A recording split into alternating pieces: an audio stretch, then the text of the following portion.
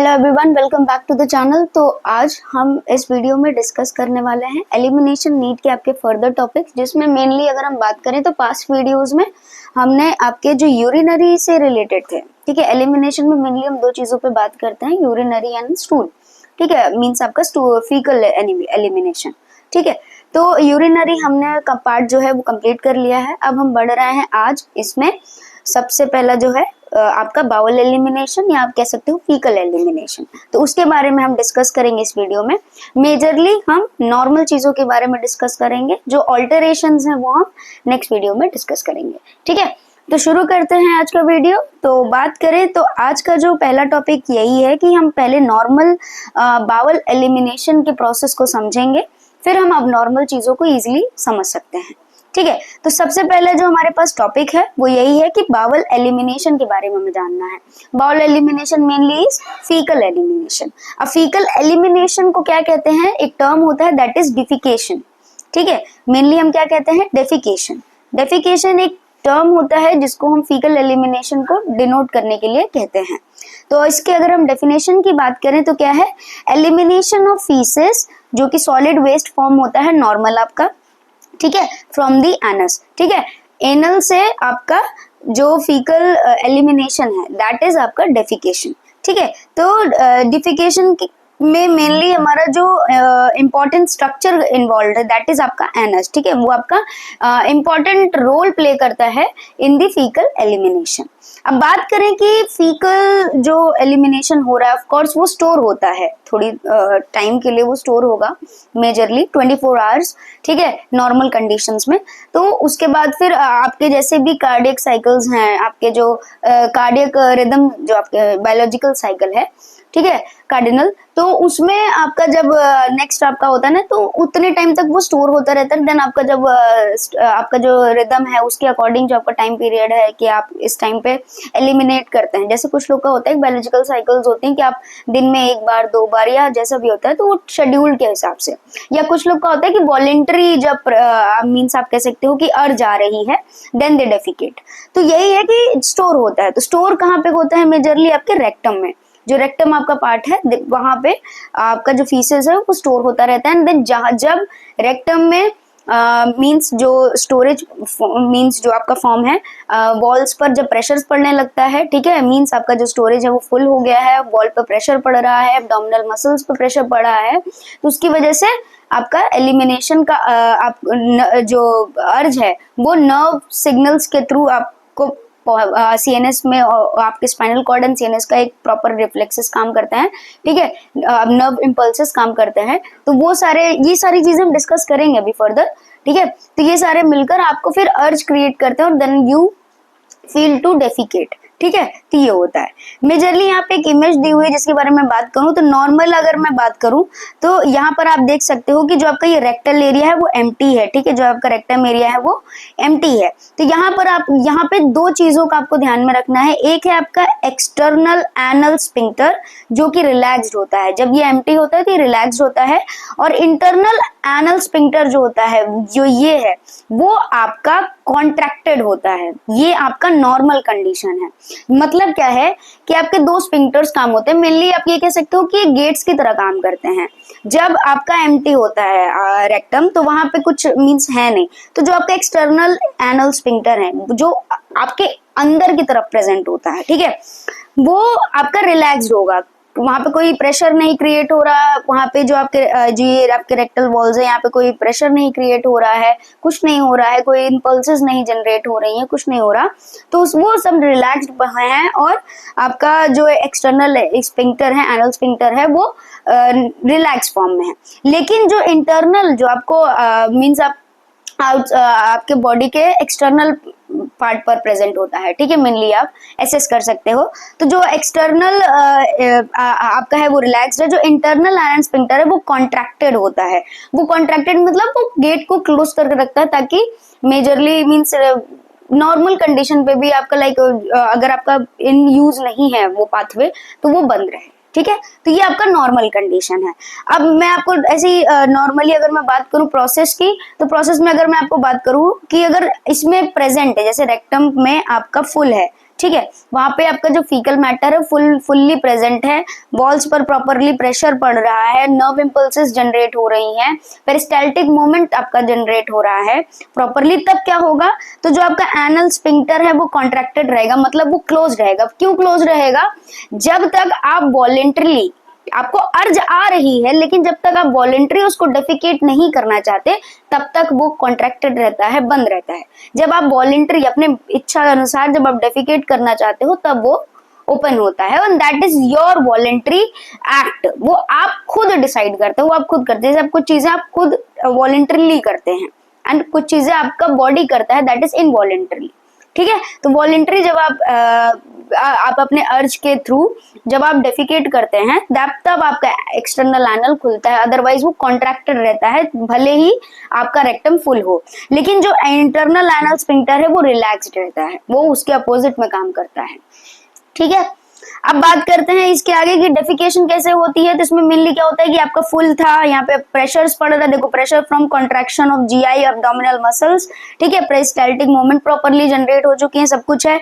जब आप voluntarily defecate करने जाते हो तब आप क्या करते हो कि अपने एक्सटर्नल एनल स्फिंक्टर को रिलैक्स कर देते हो, इंटरनल वाला पहले से रिलैक्स्ड है, और इजीली आप फीकल मैटर को डेफिकेट कर देते हैं। ठीक है, ये होता है आपका डेफिकेशन। अब इस प्रोसेस को हम बहुत बारीकी से थोड़ा सा देखेंगे क्योंकि इसमें कुछ चीजें हैं जो आपको ध्यान में रखनी है। ओके, तो बात करें आपके प्रोसेस की, तो प्रोसेस आपका ऐसे चलता है कि जो आपका फीसेस है वो आपका स्टोर होता है रेक्टम में, ये हम सबको पता चल गया है। ठीक है, आपको ये पता है। ठीक है, ये आपका रेक्टम में स्टोर होता है। तो उससे क्या होता है कि रेक्टम की जो वॉल है, या आप कह सकते हो जो आपकी वॉल्स प्रेजेंट है, रेक्टल वॉल्स हैं, वो डिस्टेंडेड हो जाती हैं, बढ़ जाती हैं, स्ट्रेच होती हैं, प्रेशर क्रिएट होता है उनमें। ठीक है, स्ट्रेच हो रही है, प्रॉपरली प्रेशर क्रिएट हो रहा है। उसकी वजह से जब स्ट्रेच हो रही है, डिस्टेंड हो रही है, प्रेशर क्रिएट हो रहा है, तो वहां पर रिसेप्टर्स प्रेजेंट होते हैं। उस रेक्टल वॉल पर आपके रिसेप्टर्स प्रेजेंट होते हैं जो क्या करते हैं, स्टिमुलेट करते हैं एक्शन पोटेंशियल रिस्पॉन्स को। क्या करते हैं? एक्शन पोटेंशियल रिस्पॉन्स को स्टिमुलेट करते हैं, जिसकी वजह से क्या होता है, आपका जो नर्व फाइबर है वहां पे, जो आपके सेक्रल पोर्शन, जो आपका स्पाइनल कॉर्ड का सेक्रल पोर्शन है, वहां पे प्रेजेंट नर्व फाइबर जो है आपके वो एक्शन पोटेंशियल रिस्पॉन्स को रिसीव करते हैं। ठीक है, और अगर मैं सीएनएस रिस्पॉन्स की बात करूं, जो सेरिब्रल कंट्रोल है वो आपका प्यूडेंटल नर्व्स है। ठीक है, ये वहां पे आपका जो आपको और जा रहे, देन यू डिसाइड कि आपको वॉलंटरी डेफिकेट है, वहां पे क्या रिस्पॉन्सिबल है, प्यूडेंटल नर्व। ठीक है, लेकिन जो आपके वहां पे जो आपके एरिया है, रेक्टल एरिया में जो जनरेट हो रहा है एक्शन पोटेंशियल रिस्पॉन्स, उसकी वजह से जो वहां के नर्व फाइबर से स्टिमुलेट होते हैं वो होते हैं आपके सेक्रल नर्व्स के। ठीक है, आपके सेक्रल नर्व्स के। ठीक है, तो वहां से अगर बात करें तो वहां पे जब वो स्टिमुलेट होते हैं तो वहां पे फिर एफरेंट एक्शन पोटेंशियल, मतलब एक रिफ्लेक्स गया आपके रेक्टल वॉल से, एक रिफ्लेक्स गया सेक्रल नर्व्स को, नर्व फाइबर्स के थ्रू एक इंपल्स गया, तब फिर वहां से उसने रिफ्लेक्स में एक रिस्पॉन्स दिया, that is afferent action potential. ठीक है, एक रिस्पॉन्स आया। ठीक है, वहां से क्या होता है, जैसे वो रिस्पॉन्स आएगा, पेरिस्टाल्टिक कॉन्ट्रैक्शन जो होंगे आपके लोअर कोलन और रेक्टम में शुरू हो जाएंगी। ठीक है, एक जैसे प्रेशर क्रिएट हुआ, नॉर्मली अगर मैं बात करूं आपकी रेक्टल वॉल है, जैसे ही प्रेशर क्रिएट हुआ, यहाँ पे प्रेजेंट जो रिसेप्टर्स हैं उन्होंने तुरंत आपके सेक्रल नर्व्स को एक्शन पोटेंशियल के थ्रू एक सिग्नल भेजा। फिर वहां से एक सिग्नल आता है और उसकी वजह से उसको हम क्या बोलते हैं, एफरेंट एक्शन पोटेंशियल। ठीक है, उसकी वजह से क्या होता है, अब यहाँ पे पेरिस्टाल्सिस मूवमेंट शुरू हो जाती है। पेरिस्टाल्सिस मूवमेंट शुरू होने का क्या मीन्स कनेक्शन है, यही है कि जैसे पेरिस्टाल्सिस मूवमेंट स्टार्ट होंगी आपके लोअर कोलन में और रेक्टल में, तो फिर जो फीकल मैटर जो यहाँ पर प्रेजेंट होता है वो धीरे धीरे नीचे की तरफ डिसेंड करता है और एलिमिनेट होने की कोशिश करता है। ठीक है, तो क्या होता है फिर, पैरासिम्पैथेटिक आपका जो डेफिकेशन जो आपका रिफ्लेक्स है, ठीक है, नॉर्मली वो धीरे धीरे नीचे की तरफ डिसेंड होगा, सिंपैथेटिक डिफिकेशन प्रोसेस या रिफ्लेक्स शुरू होगा। उससे क्या होता है, आपका इंटरनल एनल स्फिंक्टर रिलैक्स हो जाएगा। लेकिन आपको मैंने बताया था जब तक आप वॉलेंटरली एक्ट मींस नहीं एक्शन नहीं करते हो तब तक आपका एक्सटर्नल एनल स्फिंक्टर बंद रहता है, कॉन्ट्रैक्टेड रहता है। ठीक है, लेकिन इस जो पैरासिम्पैथेटिक रिफ्लेक्स आ रहा है कि हाँ वो फीकल मैटर डिसेंड हो रहा है, जो आपका आउटर इंटरनल एनल स्फिंक्टर है वो आपका रिलैक्स हो जाएगा, लेकिन एक्सटर्नल एनल स्फिंक्टर अभी वो तब तक बंद रहेगा जब तक आप खुद से नहीं करना चाहते। ठीक है, तो उससे क्या होगा फिर इसके असिस्टेंस में, मतलब और बॉडी के और कौन कौन से पार्ट्स आपके हेल्प करते हैं, जैसे पेरिस्टाल्टिस मूवमेंट स्टार्ट हुआ तब फिर अब्डोमिनल मसल्स में भी कॉन्ट्रैक्शन शुरू हो जाता है, डायाफ्राम आपका कॉन्ट्रैक्ट कर जाता है और आपका ग्लॉटिस भी क्लोज होने लगता है। ठीक है, इसकी वजह से क्या होता है कि एक प्रेशर जनरेट होता है एब्डोमेन में, जिसकी वजह से जो फीकल मैटर वो धीरे धीरे नीचे डिसेंड करे। वो आपका बॉडी भी मींस अलग अलग तरीके से हेल्प करता है ताकि वो जो वेस्ट प्रोडक्ट है वो एलिमिनेट हो पाए। इससे यही है कि आपका पूरा जो एब्डोमिनल प्रेशर है वो क्रिएट हो जाएगा, जिससे पुशिंग एक्शन क्रिएट होता है और एलिमिनेशन ऑफ फीसेस पॉसिबली हो पाए। ठीक है, तब जब आप वॉलंटरीली एक्ट करते हो या वॉलंटरी आप डिसाइड कर लेते हो कि हाँ मुझे अर्ज आ रही है और अब मुझे डेफिकेट करना है, तब आप जब डिसाइड कर लेते हैं then you just sit on the, आपका जो भी वॉशरूम है, आप जो टॉयलेट आप उस पर जब सिट कर बैठते हैं तो फिर वहां पे आप अपने वॉलंटरी एक्ट के थ्रू एक्सटर्नल एनल स्फिंक्टर को मींस कह सकते हो कि आप प्रेशर जनरेट करते हैं या आप एक वॉलंटरी एक्ट मींस एक रिफ्लेक्स देते हैं, तो उससे क्या होता है कि वो ओपन होता है और फिर पेरिनियल जो मसल्स होती हैं वो रिलैक्स हो जाती हैं। पेरिस्टाल्टिक मूवमेंट पहले से स्टार्ट थी तो वो सारी आपके वेव्स जो होते हैं वो सिग्मोइड कोलन्स और रेक्टम में इजीली पुश करता है और फीकल जो होता है फीकल मैटर वो आपके इंटरनल और एक्सटर्नल एनल स्फिंक्टर के थ्रू, majorly external then internal anal sphincter के थ्रू आपके बॉडी से बाहर हो जाता है। ये होता है all over the process of elimination of faeces, that is means आपका डिफिकेशन।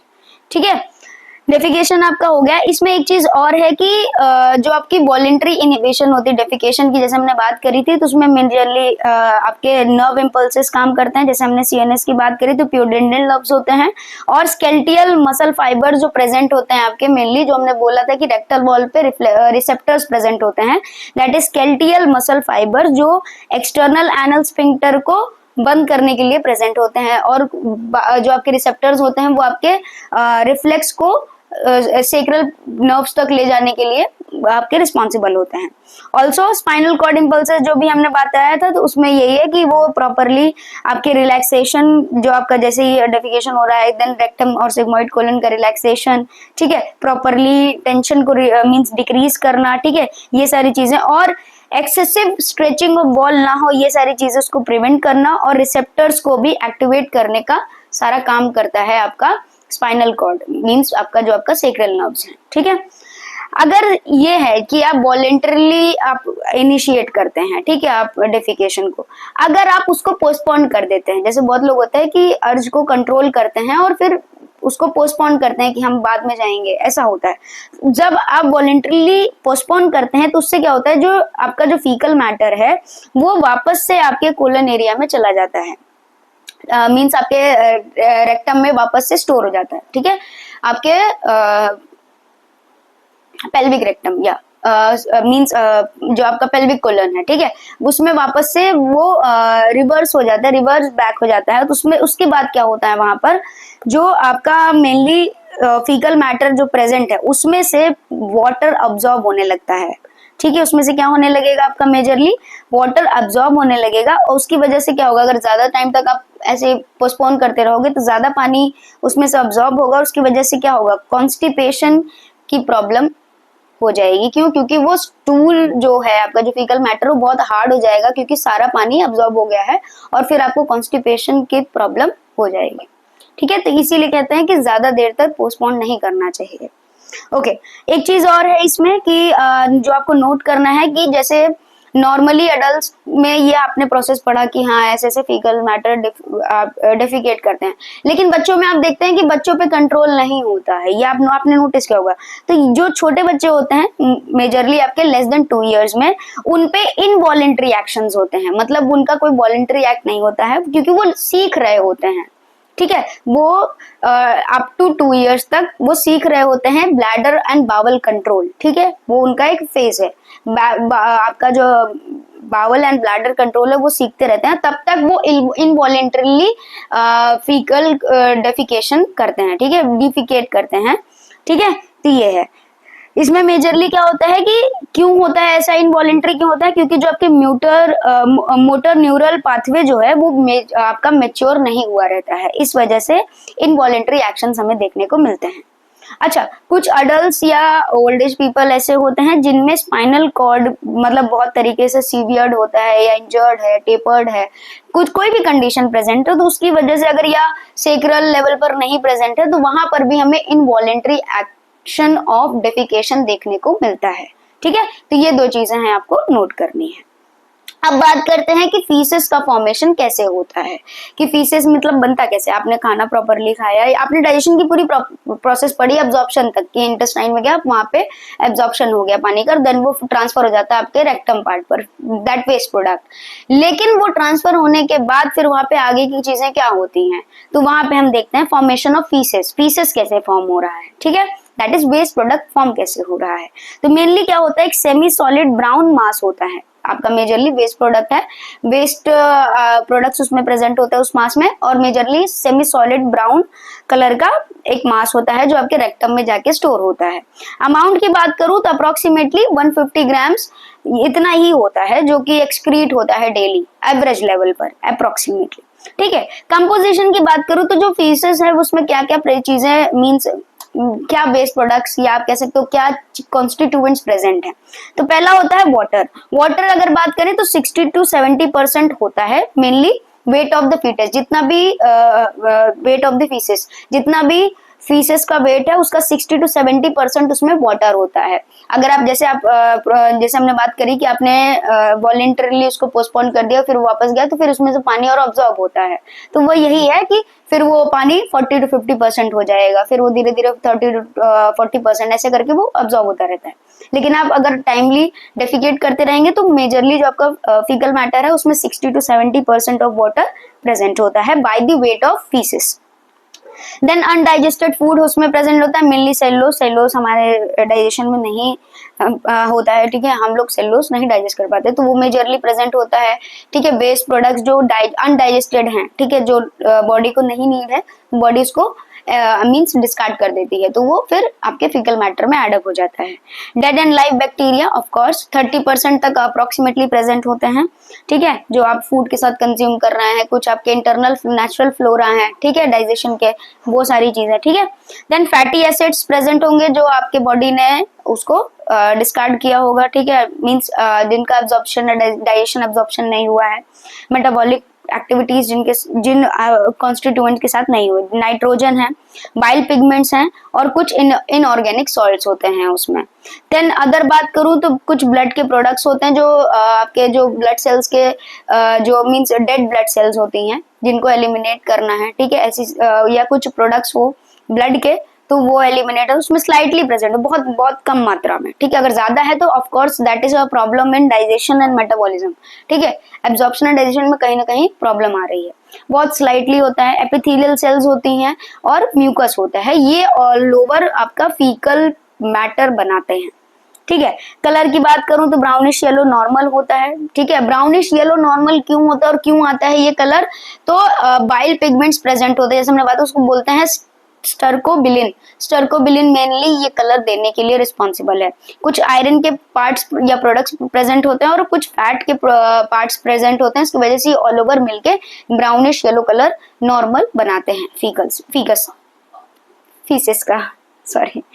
देन ओडोर की बात करें तो ओडोर आपका मेनली जो आता है एरोमेटिक होता है मेजरली, और वो आता क्यों है, क्योंकि आपके जो फीकल मैटर है उसमें आपका इंडोल एंड स्कातोल, ठीक है, स्कातोल मेजरली प्रेजेंट होता है जो आपका ओडोर क्रिएट करता है, और ओडोर दैट इज एरोमेटिक होता है।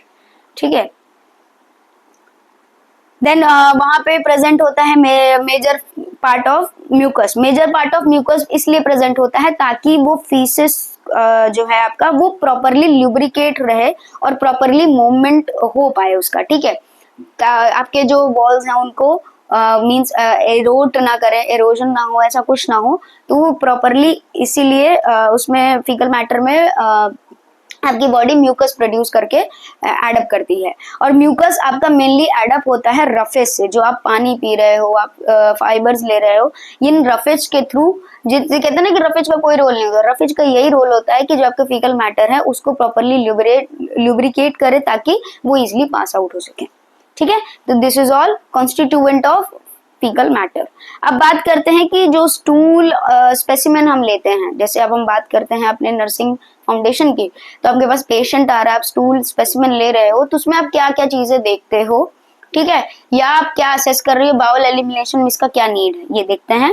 तो मेजरली हम कैरेक्टरिस्टिक्स ऑफ स्टूल देखते हैं। कैरेक्टरिस्टिक्स मतलब उसमें जो कैरेक्टरिस्टिक्स लाइक उसका अपीयरेंस कैसा है, कंसिस्टेंसी कैसी है, ओडोर कैसा है, कलर कैसा है, मेनली ये सारी चीजें देखते हैं। तो स्पेसिमेन लेते हैं, उसमें हम उसके कैरेक्टरिस्टिक्स देखते हैं। मेजरली क्या है, कलर। ठीक है, अब कलर देखते हैं, तो कलर में अगर हम जैसे हम बात करें नॉर्मल, हमने देखा था तो ब्राउनिश येलो कलर होता है, नॉर्मल होता है। ठीक है, तो अगर वो है तो वो नॉर्मल है, तो उसमें कोई प्रॉब्लम नहीं है। हाँ, कुछ सर्टेन फूड जैसे आप बीट रूट खा रहे हो, आप लीफी ग्रीन वेजिटेबल्स जब आप लेते हो तो देखते हो कुछ कुछ चीजें आपके मीन्स कभी आपने नोटिस किया हो तो कलर चेंजेस होते हैं, सर्टेन मेडिकेशन की वजह से colour change, that is also normal.